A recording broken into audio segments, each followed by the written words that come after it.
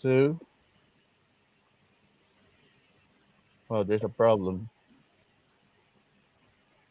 There's a problem with the Facebook. It says it looks like broadcast was deleted on Facebook. Okay. Teka po, let me just remove this. Baka na-sensor ka na ni Zuckerberg. Uh, na-sensor na po ako, matagal na.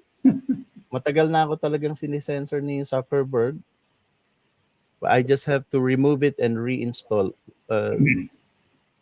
Okay, and then I'll add it again. Where's the other one? It's a little tricky.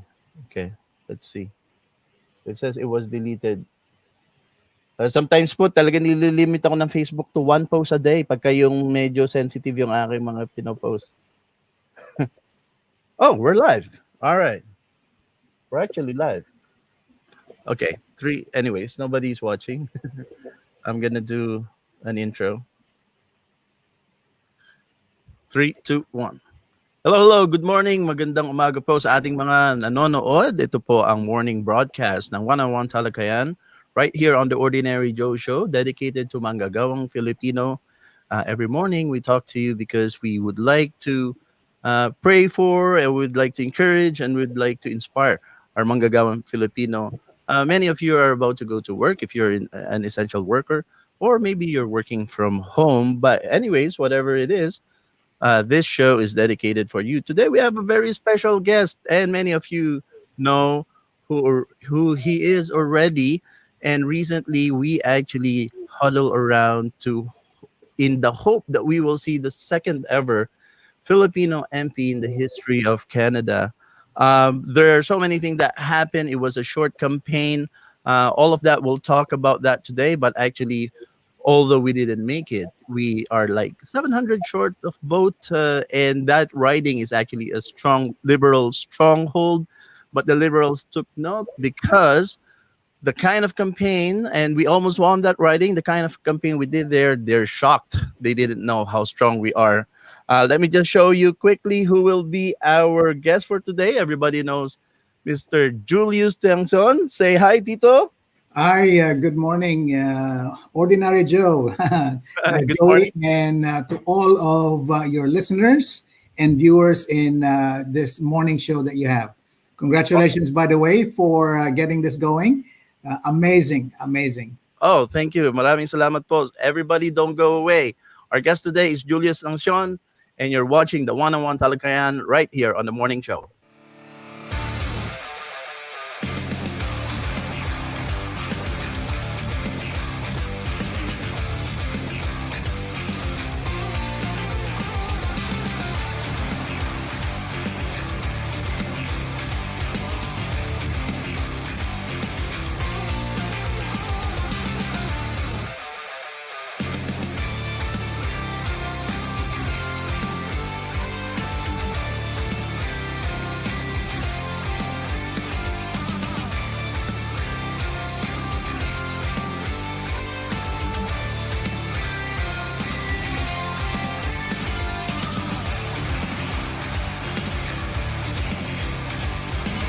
You're the original Ordinary Joe, but I'm an Ordinary Joe too. My name is John Torrey. I'm the mayor of Toronto, and you are watching the Ordinary Joe Show. This is Ordinary Joe right here. Ako po ang tingin matigulat, Joey Salvador, at ito, Filipino Canadian Lady on OJTV. There you go. Magandang umaga po sa ating lahat ng mga tagapakinig, especially here in Ontario at sa lahat pa ng parte ng buong Canada. Our hope for the second MP ever in the history of Canada, and that is not, hindi pa yan natutuldukan. That's a journey that we are still journeying on. Di ba, Tito? Kamusta po? Yes. Magandang Good, umaga, good. Tito Julius. Well, good morning too.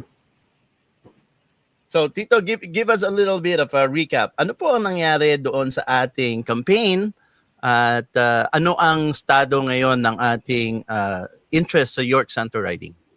Well, let me just backtrack a little bit, Joey. Sige po. about summer of this year, a group of friends of mine, or actually in the beginning of this year, 2020, a group of friends of mine decided that you know what, it is very important that Filipinos should have a voice in all of the levels of government here in Canada, federal, provincial, as well as municipal. And so we created an association called the United Filipino Canadian Conservatives here in Canada. And that association netted over 150 plus members across Canada. And we were just starting. So January, we had several meetings. We had conferences through Facebook Live or through Facebook Messenger and Zoom also as well. And then the pandemic hit. Now, the purpose really of that association is to mobilize Filipino Canadians across Canada, particularly here in the Greater Toronto area, to become politically involved. And with the realization that Filipino Canadians in Canada is over 1 million people already, and yet our participation in Canada's democracy is quite limited, or at best quite myopic, really. And the consequence of that is our voice or our voices are not being heard in the halls of power, or at least in the table of power. I've often referred to that, our Canadian democracy, as the table of power. Whereas when you compare our population base with others, you have the South Asians very adequately represented, Chinese very adequately represented, and the Vietnamese even have been more represented than us, although their population base is quite insignificant compared to ours. They've managed to elect at least 3 or 4 MPs already, albeit they're all from Quebec and from another political party, but nevertheless, they were successful in electing members of parliaments from that community. And then we have the Koreans also as well. And again, not to minimize really who they are as a people, but their population base is pales in comparison to ours, which is over 1 million. And the Koreans have managed to elect municipal leaders here in the GTA, provincial leaders or representatives, as well as members of parliament, as well as members of the Senate. So we came together with that intention to mobilize as many Filipinos as possible across Canada, beginning here in the Greater Toronto area, because this is our concentration of population here in Ontario and the Greater Toronto area. And the hope is to be able to develop really a political class among ourselves. I mean, we have that here and there, but the consequence of not having a more sustained campaign to raise up Filipino Canadians who are interested in changing our perception to the community or to the larger population into a community that is actually actively involved in shaping this country. And so on that basis, we started, and then on that basis also, we thought of where we can field potential candidates. So in the summer of 2020, right in the midst of this pandemic, and let me just backtrack before that, the summer of 2020, but around March or April, we halted our recruitment of members for the Filipino Canadian Conservatives, primarily because we cannot do face-to-face meetings. But nevertheless, we stayed connected. We have messaged each other. And then in around August, or I believe it was probably late July or early August, we did receive information, or at least an announcement coming from the member of parliament, a Liberal member of parliament in York Centre, who happened to be Mr. Michael Levitt, decided that he's stepping down and taking on a new role in a human rights association geared towards fighting for and standing with the Jewish community regarding human rights in Israel and around the world. So that provided a segue to which the United Filipino Canadian Conservatives to come together late summer And we said, you know what, there is probably an opportunity here for us. And the consequence of that is we said there's probably at least 4 or 5 candidates that we can field. And one of those that was suggested was myself, and there were 4 others that were being considered. And so we decided that there are 3 areas that we need to be at least in terms of initial steps that we need to start doing. First is to contact the Conservative Party of Canada. And then second is to contact the former candidate or the candidate of record, because we wanted to make sure that Rachel Wilson, is adequately informed, and that we respect if she wants to run again, and maybe that is in her future. And then thirdly, also as well, is to really make a decision as to who's going to be fielded. So as a candidate, and then one I think was around mid September, when I did receive a text from a good friend and tipping me, saying that, you know what, the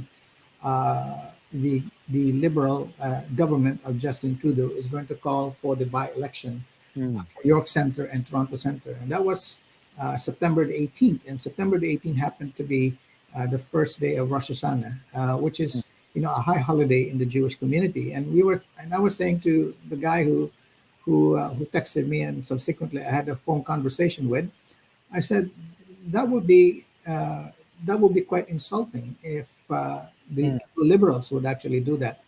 And true to who they are, with no respect really for communities, and particularly a Jewish community that is going to be celebrating one of their holiest holidays, Rosh Hashanah. Rosh Hashanah. And Mr. Trudeau called in the by-election for York Centre. Now, to explain the by-election to many of our kababayans across Canada, a by-election is called for either the federal or provincial government if a member who was elected, in a general election or in a prior election would resign, rendering the seat, in Parliament vacant. And it is up to the sitting government really to call for the by-election, and the sitting government would normally have about within 6 months to be able to call that by-election. So when Michael Levitt, MP Michael Levitt, resigned on his seat on September 1st, 18 days later, Mr. Trudeau called for the by-election in York Centre as well as Toronto Centre, right in the middle of this country going through one of history's, if not our generation's, unprecedented crisis, which is the COVID-19 pandemic. So, in other words, Mr. Trudeau is not necessarily recognizing the gravity of the situation, as well as respect for a community in York Centre, which is a lot of Jewish people. At least 18 or 20% of the population of that riding are Jewish people. And went ahead and called the by-election. So now the Conservative Party of Canada needed to make a decision, and who is going to be fielded. And they look at the riding, they look at that the Filipinos are between 17 to 20% in population base. Not necessarily all of them can actually be electors or people that can exercise the right to vote. But I think there will be anywhere from, I would say, 8 to maybe 7 to 8,000 Filipinos who can actually vote. A significant number of people can actually vote among the Filipino community. And then obviously they look into the Jewish community, and they look into who can actually grow our vote here in the middle of a by-election.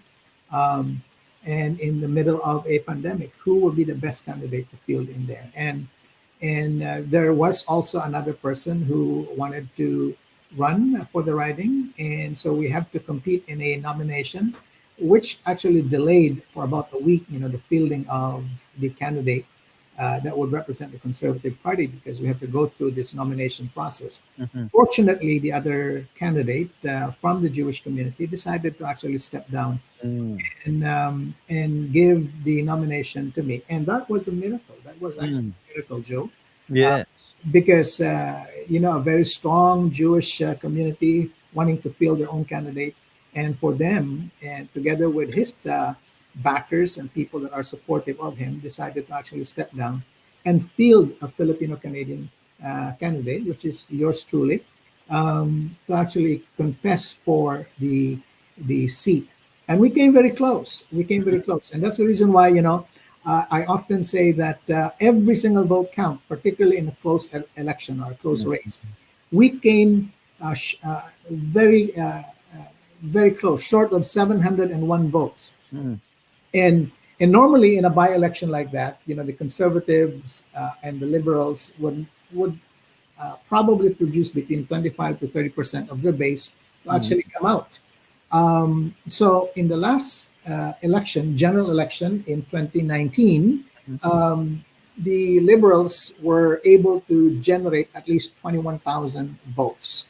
So if that is the case, if only 25% of that would actually show up, or 30% of that will actually show up, so no more than 6,500, maybe 7,000 votes would actually show up in a by-election in York Center. And then we look into the Filipino or the conservative vote, and the last general election, the conservatives were able to generate at least 15,600 votes, so close to 16,000 votes.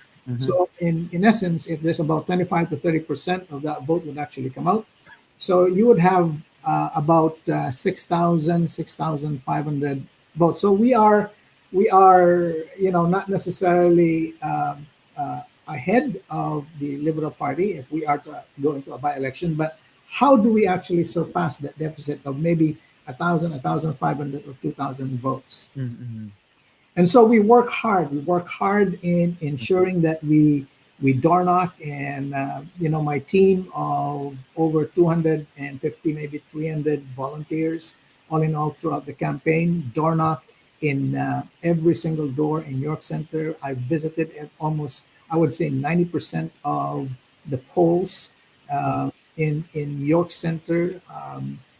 Door knock myself, thousands of doors, making sure that I get introduced as the candidate.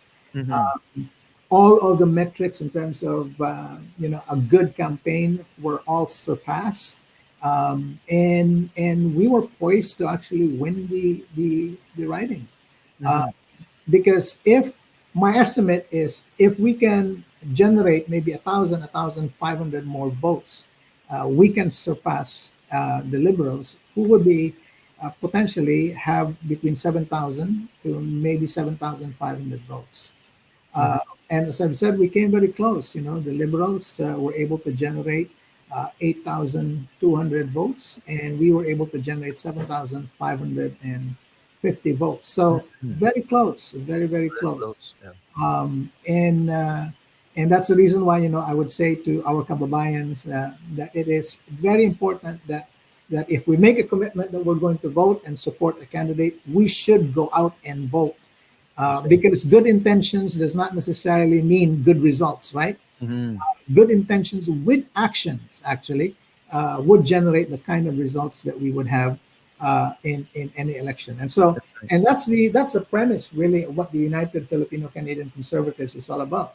We wanted to make sure that we field, we prepare and field the right candidate. We wanted to make sure also that the Filipino Canadian communities across the GTA and across Canada are actually made aware of our role to make sure that we exercise our right to vote in this country, because there are issues in this country that directly affects and impacts the way we live and the way we generate our own income, the way we make our living, the way we raise our families.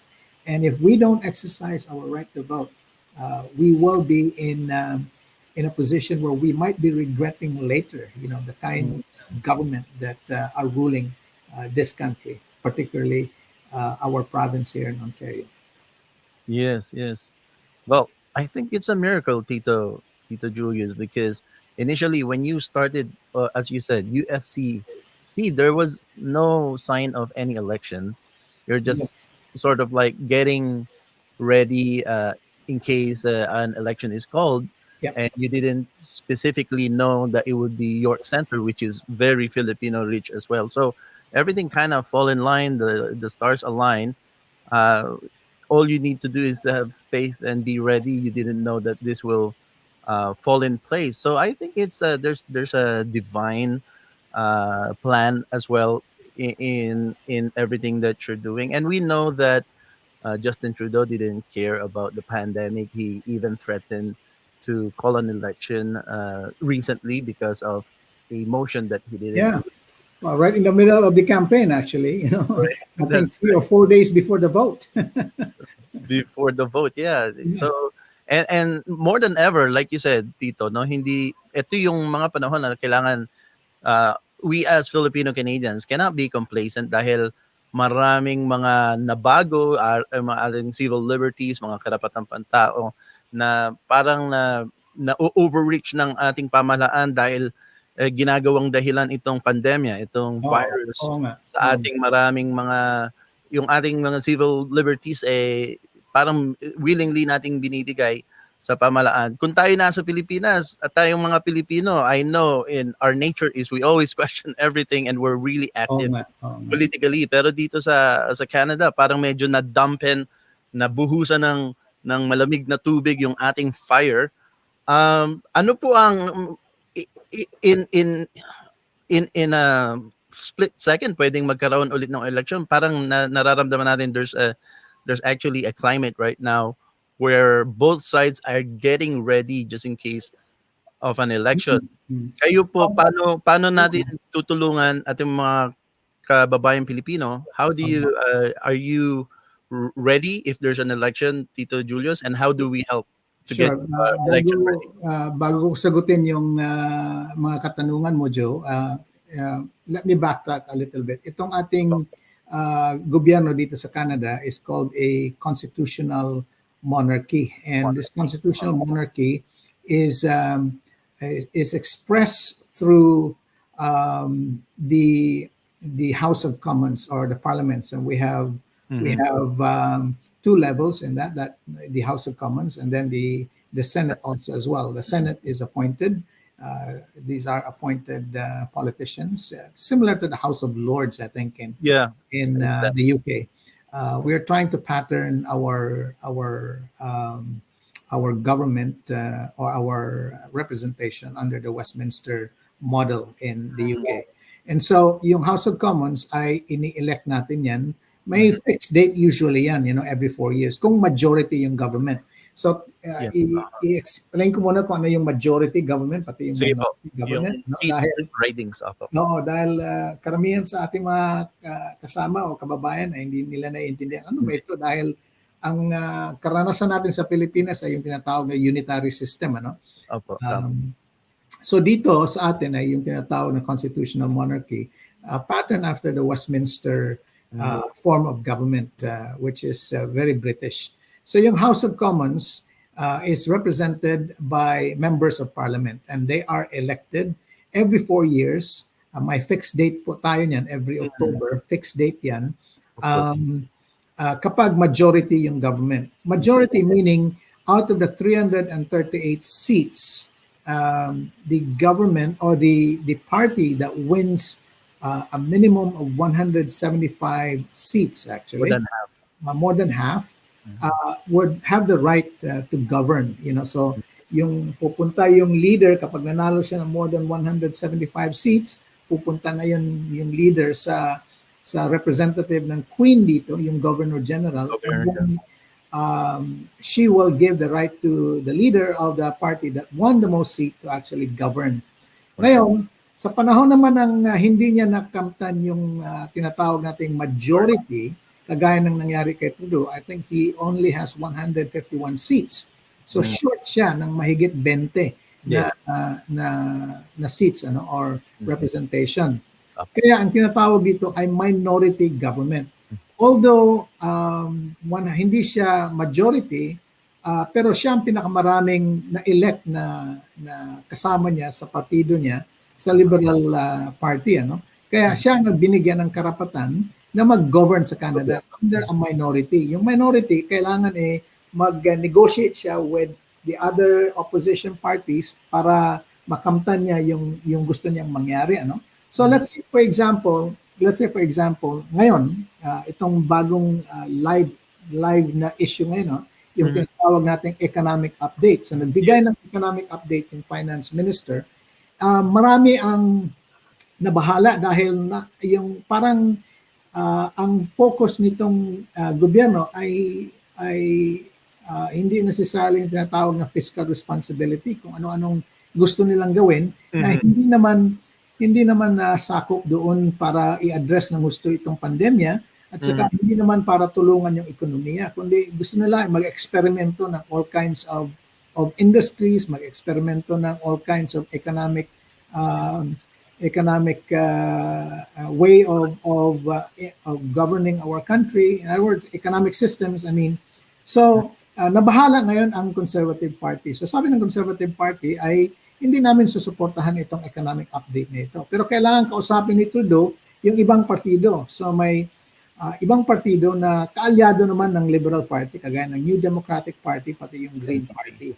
You know? So, kailangan nilang masatisfy yung kinakailangan ng dalawang partido na yun, ano? Yes. Para siya ay patuloy na magkaroon ng governing mandate. Yes. Pero kung yung NDP ay ayaw sumuporta, pati yung Green Party ayaw sumuporta, ang ibig sabihin nun ay nahulog yung gobyerno. The government fall. Okay? And the result of that ay magkakaroon tayo ng tinatawag na election or snap election. Ano? And that is in the minority. So, sa duda ko, sa aking nababasa in terms of many of the news outlet, pati na rin mga movement ng Liberal Party, sa duda ko ay tatawag ng eleksyon itong Liberal Party in the near future. Baka nga sa January or the latest probably na March, ano? Of 2021 or spring. You know? Ngayon, in terms of my own preparation, ayon naman doon sa ating mga kasama sa York Center, particularly yung tinatawag na Electoral District Association ng Conservative Party doon, kasi sila ang nag-field ng candidate, no? Hindi necessarily yung buong partido, kundi yung Electoral District Association ng York Center ang nag-field ng kandidato. Sila. Obviously, dahil maganda yung ating showing, maganda yung naging resulta natin doon, very respectable and in fact commendable, yes, yung ating resulta, at saka merong ng name recognition.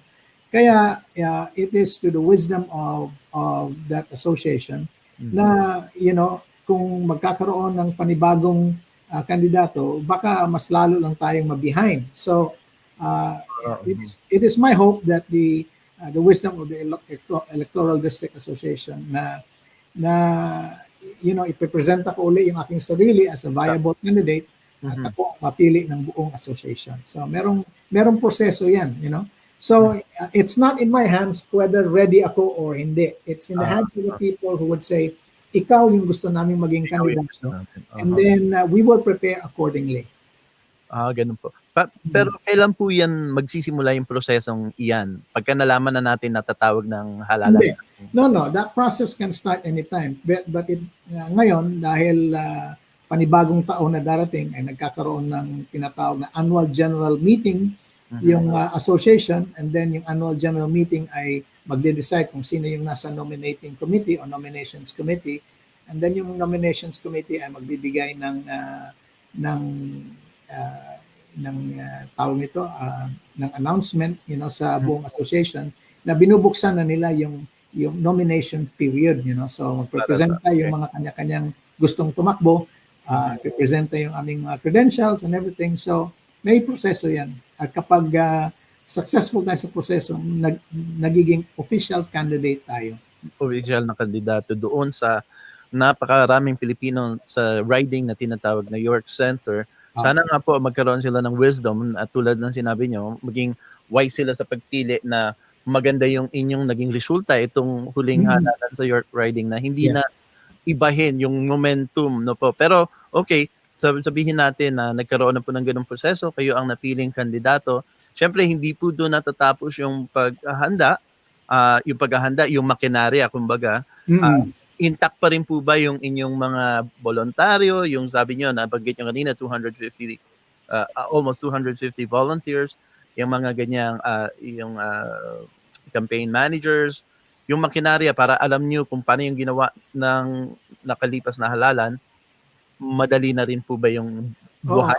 I would say, I would say na at least 80% of the machinery of the past by-election is intact in ating campaign machinery. Yung ating core candidate, campaign leaders, Okay. yung tinatawag kong Power 8 during the campaign natin, Power sa York Center, very much behind my potential candidacy again. Nag-increase pa rin po yan dahil we were able to generate strong support from various communities. Sa Jewish community, uh, sa Korean community, sa Chinese community, sa Hispanic community, sa Vietnamese community, na strengthen po natin yung ating mga relationships sa mga community. Kaya nag-rise up din yung mga leaders nila doon at nagkakaroon na po tayo ng tinatawag na meetings, nagpaplano kung baka sakaling tumawag ng nomination para handa rin tayo. No? Kailangan handa nga lang. Buong-buo po ang aking paniniwala at na kailangan meron tayong representante dito sa ating federal parliament. I'm hoping also na ma-inspire yung ibang kasama natin dito sa Canada, ng mga Filipino-Canadians, na tumakbo din sa provincial pati municipal governments. So, yun po ang gustong mangyari ng ating United Filipino-Canadian Conservatism. Yan nga po ang natutunan ko patungkol sa inyo na kayo, although pinaghahandaan nyo yung sarili nyong pagkakampanya kung magkaroon ng halalan, kayo rin ay handa na tumulong dun sa mga nakababatang mga aspirants para yung merong core values ng isang konserbatibo, meron kayong mga ganyang, kung gusto nyo po, mag-imbita tayo ng mga nakikinig na maaring leaning towards the conservative, paano po sila sasapi doon sa inyong kilusan? Meron po tayong Facebook page. Pwede nyo akong i-inbox doon. Piniprepare din namin itong ating website. Meron na tayong domain name. Unang-una po ay kung gusto nyo sumapi, kailangan embrace nyo yung tinatawag nating values and principles natin. Unang-una yung individual rights and freedom. Pangalawa, yung religious rights and freedom. Pangatlo ay yung tinatawag nating free exchange of goods and services, voluntary exchange of goods and services. Pang-apat po ay yung ating tinatawag na yung demokrasiya natin ay respeto ang bawat boto ng bawat mamamayan. Yun po ay yung tinatawag natin yung family values din natin, yung hindi natin i-put down yung mga taong may salungat na paniniwala tungkol sa kanilang family values, pero iniimbita natin yan part of our desire within the conservative movement na bawat prinsipyo, bawat values na ini-embrace ng citizenship o ng citizen ay nire-respeto po natin. So we respect diversity. Yun po ang mga principles and values na ini-embrace ng United Filipino-Canadian Conservatives. Kung gusto niyong sumapi ay pumunta lang kayo sa ating Facebook page, Facebook page. Okay. Yeah, United Filipino-Canadian Conservatives. At lalagay natin yan dito sa itatala natin yan sa bottom of the post. Marami pa po tayong gustong itanong sa ating special guest na si Tito Julius Tiangson, ang tito ng ating komunidad. Pero medyo naubusan siya ng oras because he has to go do we have an appointment very, very quickly. Mga last words po, bago po kayo magpaalam, ano po ang ating bilin sa ating mga kababayan? Ay sana po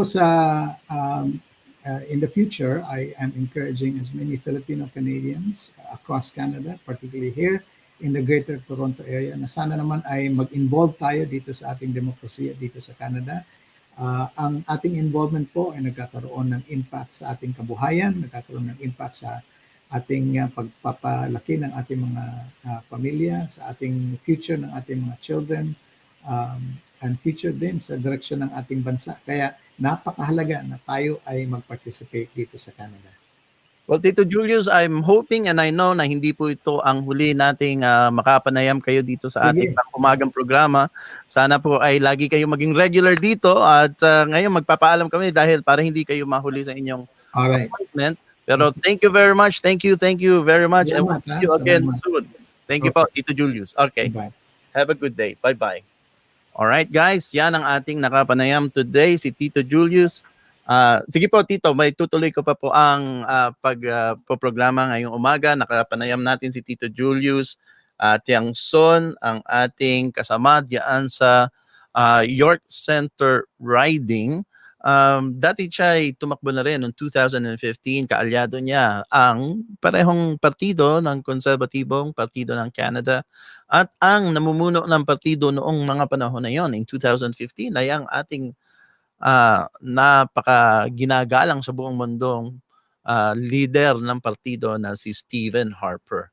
So manatili po kayo sa inyong pagsusubaybay sa mga ating pang-umagang palatuntunan because marami pa po yan tayong matutuklasan at matututunan kung ano yung mga patakbo ng pamalaan at saka ng sosyedad dito sa Canada, sa ating bagong adoptive home or tinatawag nating umampon sa ating mga migranteng Pilipino dito sa Canada. At sana po ay maging patuloy ang ating active, conscious participation sa mga larangan ng politika. At we'll take a short break. Wag po kayong aalis at tayo'y babalik.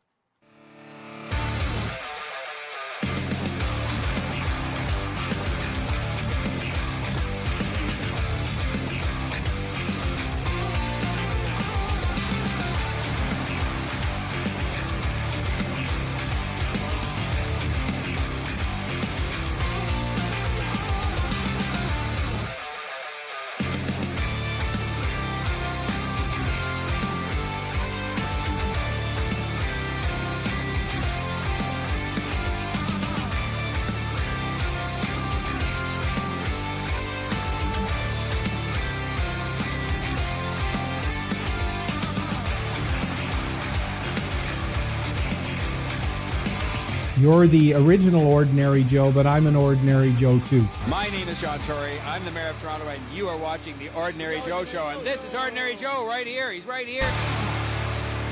Ako po ang iyong tagapag-ulat, Joey Salvador, at ito ang Filipino-Canadian Daily on OJTV.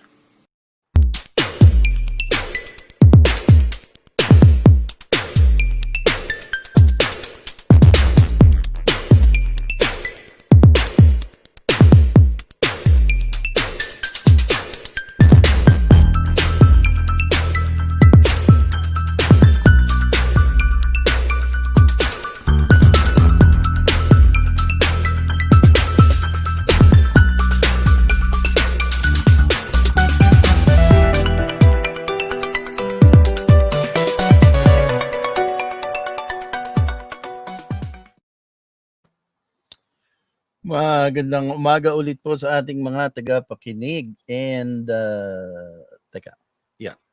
one-man production kaya ating maintindihan bakit hindi perfecto ang ating mga queuing, but maraming salamat po sa inyong pagsubaybay at being my company this morning sa ating pang-umagang talakayan, sa ating pang-umagang palatuntunan dito sa Ordinary Joe Show. At tuwing umaga ating minumungkahi sa ating lahat ng kapanayam na ito ang panahon para tayo magsalita sa lingwaheng Pilipino, sa ating wikang Pilipino. Namatay po ang ating studio lights, which is we can fix that in a little bit. Medyo madilim, pasensya na po. Malapit na ang Pasko mga kababayan. Ano ba ang ating mga pinaghahandaan ngayong parating na Pasko? Kakaiba ang magiging Pasko ng ating taong 2020. Hindi katulad ng mga nakalipas na Pasko. Hindi kasing saya, hindi kasing festive as we hope to be. Pero marami pa rin mga paraan para tayo ay magkaroon ng opportunity na i-observe yung ating mga traditional na tradisyon at mga habits for celebrating Christmas sa mga panahong ito. Um, Ito rin ang panahon na malapit nang i-introduce ang bakuna. At meron akong ipapahayag ngunit hindi ko napaghandaan. Tayo po ay nagkaroon ng pagkakataon na tanungin ang pinuno ng Partidong Konserbatibo. Ang tanong natin tungkol sa mandatory vaccine. At noong press conference ay hindi tayo natawag dahil 100 ang media representatives ang nagdayo at sumali doon sa virtual press conference na nangyari nung 1 linggo. But the good news is about 2 days ago, nakatanggap ako ng sulat mula sa leader ng konserbatibong partido na si Honorable Erin O'Toole, kasagutan doon sa aking tanong at bukas ibabasahin po natin ang sagot. Ang katanungan ko ay maari bang dumating ang mandatory vaccination dito sa Canada? At akin as well na inilahad doon sa aking katanungan ang nangyaring hindi pa masyadong malayo sa ating alaala at very fresh in our memory na noong taong 2017, malaking fiasco o malaking kontrobersyal na nangyari sa ating mga kababayan sa Pilipinas nung nagkaroon ng vaccination campaign sa mga paaralan na nagkaroon ng campaign na lahat ng kabataan at lahat ng mag-aaral sa mga paaralan ay tinurukan ng bakuna for dengue fever. Taong 2017, 3 taon pa lang ang nakakalipas, kaya ito ay very fresh sa alaala, sa memorya ng ating mga kababayan. Hindi lang sa mga Pilipino sa Philippines, kundi ang mga Pilipino sa buong mundo na nakarinig at sumabaybay sa mga balitang nangyari noong taon na yon. 600 kabataan ang binawian ng buhay dahil dito sa bakunang Dengvaxia na dinevelop ng Sanofi Pasteur. Alam niyo ba na 20 taong pinaghahandaan yaang bakunang Dengvaxia? Dahil usually, customarily, yan ang proseso ng pagde-develop ng isang bakuna. Dumadaan sa tinatawag na phases of development or phase 1, phase 2, phase 3. At para magkaroon ng accurate na data keeping na ano ba ang mga side effects, short term, mid term at saka long term na side effect ng mga bakuna, ginagawa yang magkaroon ng phasing para yung madodokumento kung merong mga negative side effects or long term ang tinatawag na chronic na side effect ang mga bakunang bagong ini-introduce sa mamamayan, sa miyembrong ng sosyedad or mga mamamayan. Kahit na 20 taong pong pinaghahandaan niyang Dengvaxia at mga taong 2013, nakialam ang pundasyon ni Melinda at saka ni Bill Gates at pinondohan ang pagmamadali ng development ng Dengvaxia noong mga taong 2013 at finally, yun nga, ginawan ng campaign na maramihang pagbabakuna or mass inoculation kung tawagin sa ating bansa, sa Pilipinas, ay nagkaroon ng maraming libu-libong mga napinsala, may libu-libong mga nasaktang, mga kabataang, mga taong between 9 to 16 years old at 600 sa mga bataang ito ay ang binawian ng buhay exactly, directly because of the Dengvaxia vaccine. Kung isipin natin, 20 taong pagde-develop, research, paghahanda, pag-eksperimento para gawing safe ang bakunang Dengvaxia, pero itong ating mga tatanggapin na mga bakuna that is being developed by mga questionable para sa akin, mga questionableng mga lalo na ang Moderna at ang Pfizer as well. Nakarinig tayo ng balita na Dalawang sa mga naunang binigyan ng Pfizer na COVID-19 na bakuna ay nagkaroon ng allergic reaction.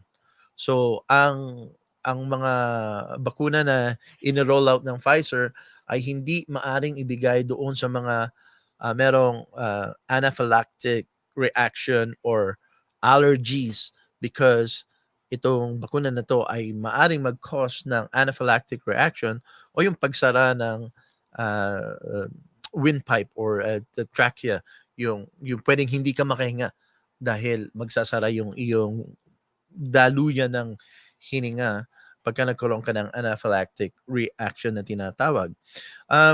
Very familiar po kami sa aming pamilya kung ano yung anaphylactic reaction ng aming 9 na taong gulang aming kaisa-isang anak ay laging merong dala-dalang tinatawag na epinephrine or EpiPen sa kanyang sarili.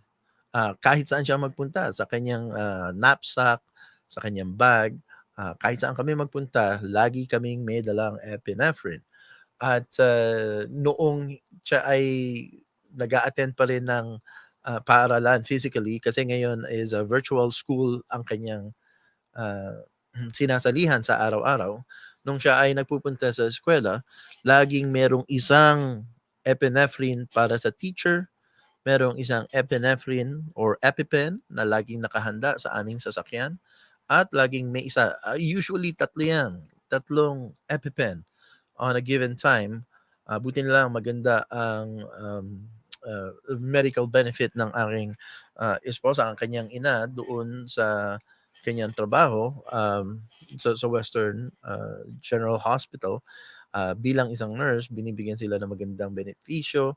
Kaya na-afford namin na magkaroon ng tatlong epinephrine. Pero sa marami nating mga kababayan, napakamahal ng isang EpiPen. Ang isang EpiPen ay more than $100 na, I think. It used to start at $80 per stick or per epinephrine. Imagine nyo po, matagal naman ang kanyang buhay bago mag-expire. Umaabot minsan ng 1 taon bago nyo kailangan palitan yung epinephrine. Pero every year, you have to spend.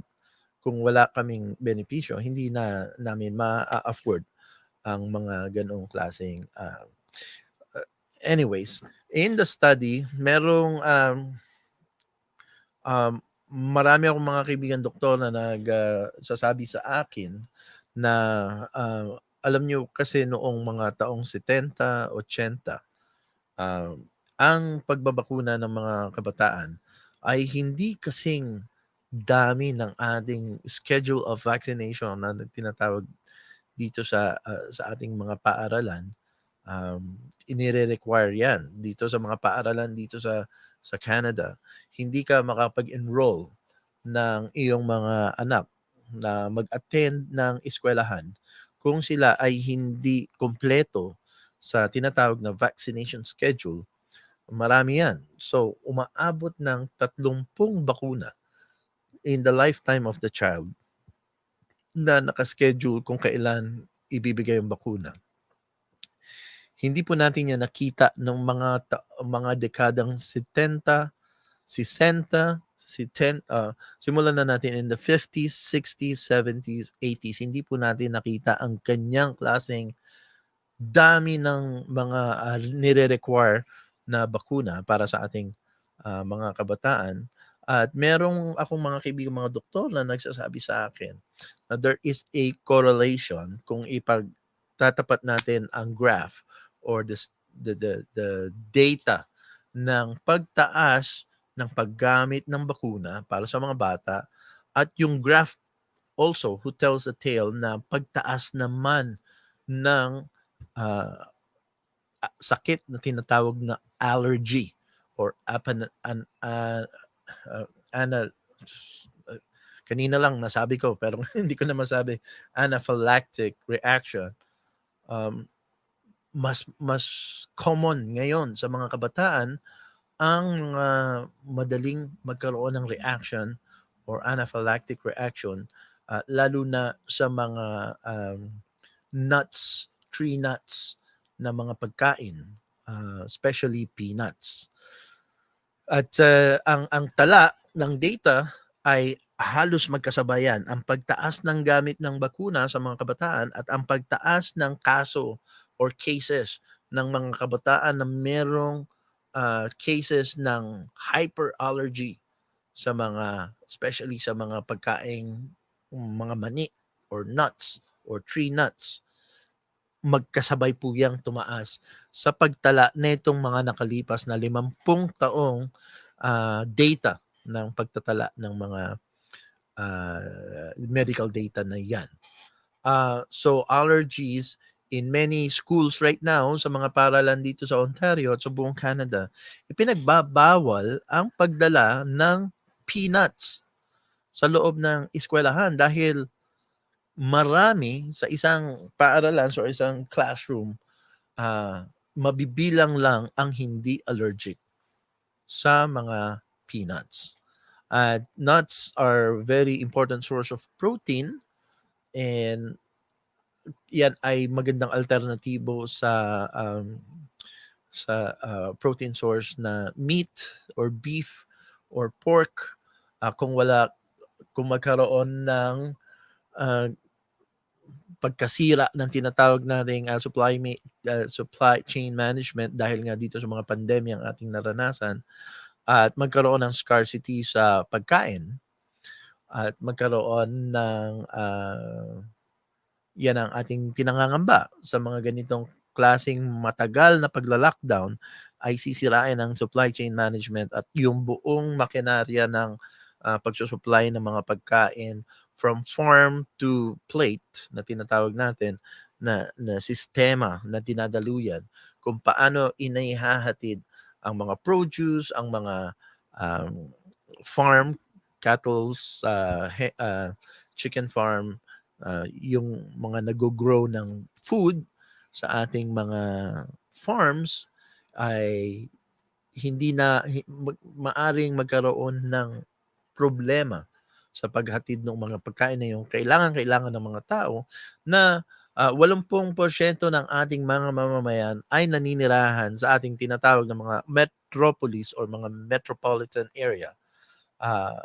Tulad ng downtown Toronto, downtown Mississauga, mga city centers kung tawagin. 80 at mataas pa, maaring nasa 70% ng populasyon ng kahit anong bansa sa buong mundo. Iyan ang pattern ng karamihang bansa na 80 hanggang 70% ng populasyon ng kanilang mamamayan ay nagsama-sama doon sa tinatawag na city centers or yung mga cluster of downtown areas, yung congested downtowns. Nandiyan.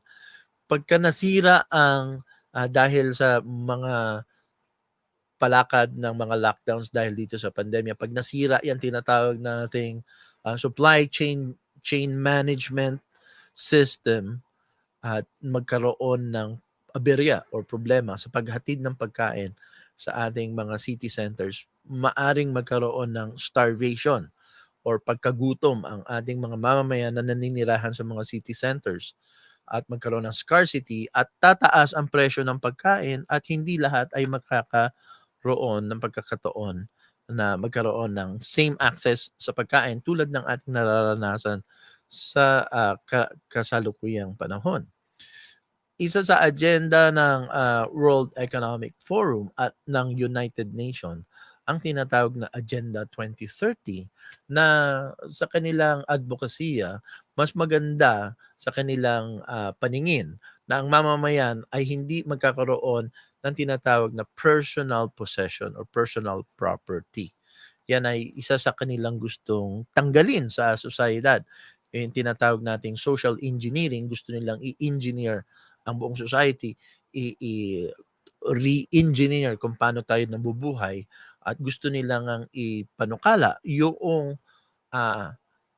the Great Reset na tinatawag na ang lahat ng mamamayan, wala kahit isa sa mga mamamayan ang magkakaroon ng karapatan na magmay-ari lahat ng ating pagmamay-ari ay hindi natin pagmamay-ari. Lahat ng ating access sa mga bagay, kahit yung sarili mong damit, dito sa agenda ng United Nations at World Economic Forum na tinatawag na Great Reset, lahat ng tao ay dapat manghiram lamang or irerenta lang kahit ang ating sariling damit. At isa pa sa importanteng item na ipinapanukala ng Great Reset na yan, dahil at ginagamit nilang dahilan itong sustainability or the preservation of the planet through green movement, ay ang mga mamamayan ay dapat hindi kumonsumo ng maraming karne or beef or pork or chicken. At dapat tayong mga mamamayan ay magkaroon ng panibagong way of life na ang ating mga protina ay dapat manggaling sa ibang sources of protein other than meat. Dahil sabi nila, ang mga meat, ang mga beef, yan ang nagko-cause ng greenhouse gases. So, maraming maaring magbago sa ating buhay, mga ordinaryong tao, ordinary Janes and Joes, kung hindi natin ipaglalaban ang ating mga karapatan at ang ating mga civil liberties. Lahat ito ay pwedeng angkinin ng pamahalaan. So kung hindi tayo gagamit ng ating citizens' right para maghalal ng mga kandidato na talagang ipaglalaban yung ating karapatan, wala tayong ibang pwedeng sisihin kundi ang ating sarili kung hindi tayo magpa-participate sa mga politika at sa mga nangyayari sa ating bansa. Ito na ang ating bansa, ang bansang Canada. This is our new home. Hindi tayo pwedeng magkaroon ng attitude na tayo'y mga Pilipinong naninirahan lamang sa Canada. Ngunit ang dapat nating maging attitude ay tayo'y mga Kanadiano na tumutulong sa pagpapaunlad ng bansang ating ngayong tinatawag na ating tahanan. Marami pa po tayong pwedeng i-share bukas or sa Wednesday when we come back for our morning show na ating dinededicate sa ating Manggagawang Filipino. For now, I would have to say goodbye and thank you for joining me. And I will see you again next time. God bless you all. This is your host, Joey Salvador, and you've been watching the Filipino-Canadian Daily Morning Show dedicated to Manggagawang Filipino, only here on The Ordinary Joe Show. God bless you all.